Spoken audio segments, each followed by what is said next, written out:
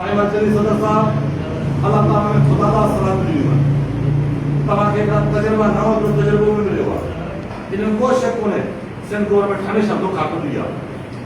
ताकि का सुठा साथी में निजात चाहिए जो तमाम लोग पुरानो मार हुआ असा के याद आ ये भी मुझे ताकि का वटी मुझे ख्याल में अनलिमिटेबल शख्सियत है तमाम प्योर तंजीबी मारदा एडे तरीके से जेके असा जाएगी बरकत छुट जाएगा तमाम रायत में हमारे साथ अरे तरीके से जेकॾहिं मरकज़ी पार्टी आहे कहिड़ी त असां में बि ज़िम्मेवारी थिए थी असीं जेके ज़िले सभु आहियूं पंहिंजे ज़िलनि में असां खां सिंध जो उस्ताद सुवाल थो करे त छा हिन वक़्त ताईं सरस असां ॿिए खे बयानु नथा ॾियूं अॼु असां जॾहिं वेठा आहियूं मां उमेद थो करियां अॼु फ़ैसिला करे पोइ निकिरंदासीं हिते ईअं हमेशह थींदो आहे त पंहिंजो वारो ॾेई ॻाल्हायूं निकितो हलियो ॿिए जो ॿुधो ई कोन्हे अॼु जॾहिं वेठा आहियो सिंधु उस्ताद तव्हां सां सुवाल थो करे तो वो वेही ते फैसला करे कहने के मकसद था वो वही घर में मां करो जो घट में घट के साई तकरिया ने दो रोज घट में घट 30 का 40,000 का खर्च करे गाड़ी से सिर्फ दे दे जब इन कंडीशन में हो जो तकलीफ में भी हो जो अंजन में भी हो जो वो फैसला का सवाल भी उसको बोले को उनका वो जेके असांजे एजेंडा में जेके मसला है यो जो अहम इशू है वो है असांजो बायोमेट्रिक नाक़िस लाभ बायोमेट्रिक निज़ाम जो असांजे उस्तादनि जे मथां बढ़ियो वियो आहे हक़ीक़त इहा आहे इहा करप्शन जी ॾिसूनी जिंदगी आहे जेको सिंध सेक्रेटरीट में लखा रुपया वठी करे असांजे उस्तादनि खे जेका आहे तकलीफ़ हुई हिते कॾहिं कहिड़े पोर्टल जे निज़ाम तहत कॾहिं ई पोर्ट जे निज़ाम तहत ही सिंध जी क्री वेठी आहे ही ई पोर्टल जे निज़ाम में ॿ खां 2.5 लख रुपया जेके उस्ताद खां वठी पोइ बि बदिली थी वियो जॾहिं असीं ज़िले सदर वेठा हुजूं मरकज़ी सदर में वेठा हुजूं असां उस्ताद खे ॾियूं छा था असां उस्ताद खे बदिली बि न कराए सघूं मां सॼो हुकूमत खे प्लेटफॉर्म ते चवां थो त जॾहिं तव्हां 20 ग्रेड जा डायरेक्टर वेठा विहारे छॾिया जॾहिं तव्हां डीओ विहारे छॾिया जॾहिं तव्हां टीओ विहारे छॾिया असांखे उहो दौर बि यादि हो उस्ताद प्राइमरी उस्ताद जो बदिली सुपरवाइज़र कंदो अॼु डायरेक्टर खे बि इहो अख़्तियार कोन्हे कोई डायरेक्टर खे विहारण जो तव्हांखे कहिड़ो हक़ कोन्हे पोइ सॼो निज़ाम ई न बायोमेट्रिक करप्शन जे वटि चढ़े छॾियो त हिन इदारे खां सिंध गवर्नमेंट ऐं बिलख़ुसूस पंहिंजे मरकज़ी बॉडी खे गुज़ारिश कंदुसि जेको बायोमेट्रिक निज़ाम आहे उहो कंहिं बि सूरत में हर हाल में ज़िला सतर ते थो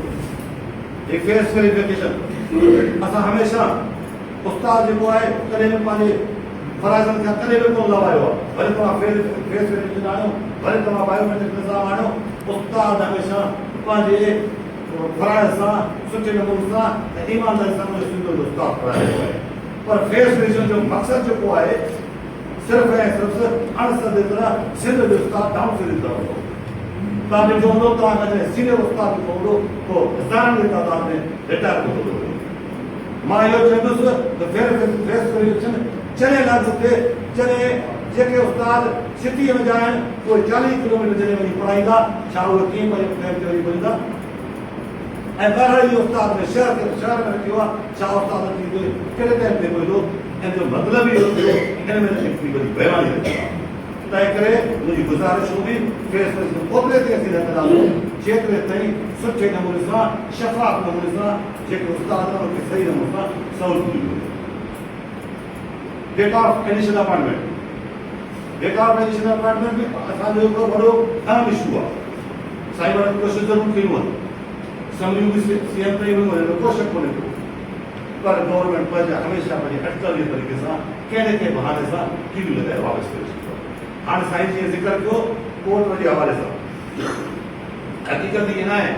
हक़ीक़त इहा आहे जीअं साईं ॻाल्हि थी थिए डिज़ीज़ कोटारे वेठो त कोर्ट में हिकिड़ो मसइलो आहे मामिलो जेको गवर्नमेंट अॼु बि उनखे लागू थी वेठो आहे जेको सरासर कूड़ ते ॿधल आहे हक़ीक़त इहो ॿोले थो तंहिं करे असां चाहियूं था जेके उस्ताद वीचारो असां वटि हिकिड़ो पॉलिसी आहे 10 सालनि खां पोइ कंहिं उस्ताद खे सर्विस हूंदी तॾहिं वञी उनखे बेनिफिट्स मिलंदा आहिनि जेके असांजा सम तादाद में जेके असांजा उस्ताद आहिनि उहे वीचारा डेथ थिया आहिनि अॼु के फैमिलियूं आहिनि उहे तकलीफ़ में आहिनि उहे आजनि में उहे सूरनि में उनखे को बेनिफिट नथो मिले तंहिं करे असांजी इहा ख़्वाहिश बि हूंदी ऐं हिन इदारे खां घुर बि हूंदी असांजे उन उस्ताद जेके बि मेरिट पास उन्हनि खे डेटा एडिशन अपॉइंटमेंट खां मुक़ररु कयो वञे ॾिसो साईं चोथों मसइलो जेको हुयो उहो हुयो हाणे उहो असांजो उस्ताद अपॉइंटमेंट थिए थो बदकिस्मतीअ सां असां वटि ऑफिस को कमु करण लाइ तयारु कोन्हे को अवाम जे ज़िले जे कमु वारी ॻाल्हि असां तयारु में कढी आहे असांजो लास्ट जो थियो असां न्यू आर्मी अपॉइंटमेंट उस्ताद थियो ऐं मेरिट ते उस्ताद अपॉइंटमेंट थियो आहे ऐं करे हुनखे कंहिं वेरिफिकेशन जे बहाने उनजा टोटल सर्टिफिकेट जेके 14 महीना गुज़री वञनि था डायरेक्टोरेट में पिया अञा बि उनखे को प्रोसेस मिलंदो आहे अच्छा उतां थी वञी जॾहिं वञी एचआर डिपार्टमेंट था 6 महीना उते था थी वञे जेके मिस्किन माण्हू को फैक्ट्री ते कमु कंदो को बुक स्टोर ते कमु कंदो को ॿिए कंहिं में कंदो 14 महीननि खां जेका उनखे पघार मिले छा उनजी माशी हालत हूंदी उहे कर्ज़नि में उजल आहिनि उनजो अचो नथो भरे उनजो चुनो नथो भरे तंहिं करे मुंहिंजी मर्कज़ी सदर ऐं मर्कज़ी पार्टी खां इहा अपील बि हूंदी घुर बि हूंदी एजेंडा में शामिल करे ऐं उनजो उस्ताद जूं पघारूं रिलीज़ कयूं अहिड़े तरीक़े सां सिंध जा जेके बि सुरू साहब वेठा आहिनि साईं मुंहिंजा तक़दीमूं इतिहाद सां कामिल थी वियूं तज़ीम जी जेका नज़म आहे उहा ई असांजी जेका आहे साबित करणी हूंदी हमेशह जदोजहद सां ई कामयाबी माण्हू आहे जदोजहदूं तक़दीम जूं शुरू हूंदियूं आहिनि ऐं हिन प्लेटफॉर्म तां पंहिंजे मर्कज़ी सदर खे गुज़ारिश बि कंदुसि ऐं घुर बि कंदुसि त मुंहिंजा साईं जल्द में ई सिंध गवर्नमेंट के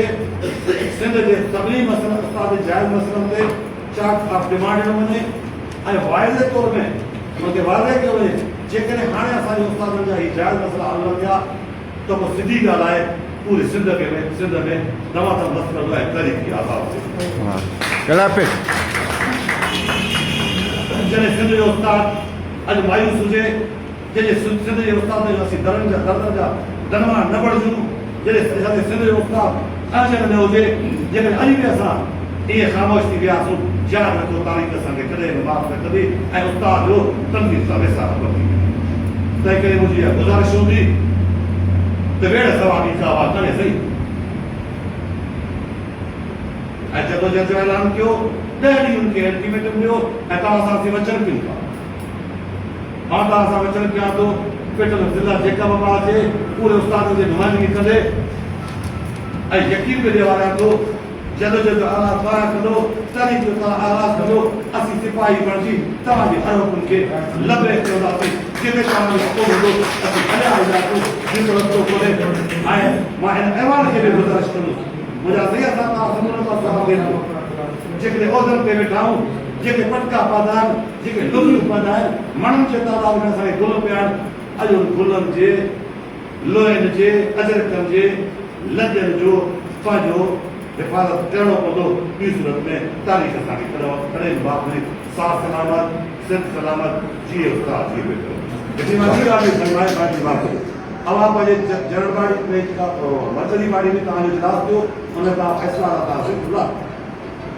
जंहिंमें तव्हां वाज़े कयो जेके बि असांजा उस्ताद जेके मरूद क़ाबिल फ़ौत थिया आहिनि उन्हनि जूं वसियूं वधायूं वेंदियूं मुंहिंजे घर में अगस्त में साईं तामाणी साहब असां तमामु कदावर शख़्स थियो उनजी जो शायदि ॾींहुं आहे इन अगस्त जे एंड में शायदि जेको बि ज़िले सदर जो हुते जेको दोस्त आहे पहिरीं ॻाल्हि आहे उनजो थियणु घुरिजे असांजे जेके महिरबानी हुया साईं हाजी मरूद हुसैन साहब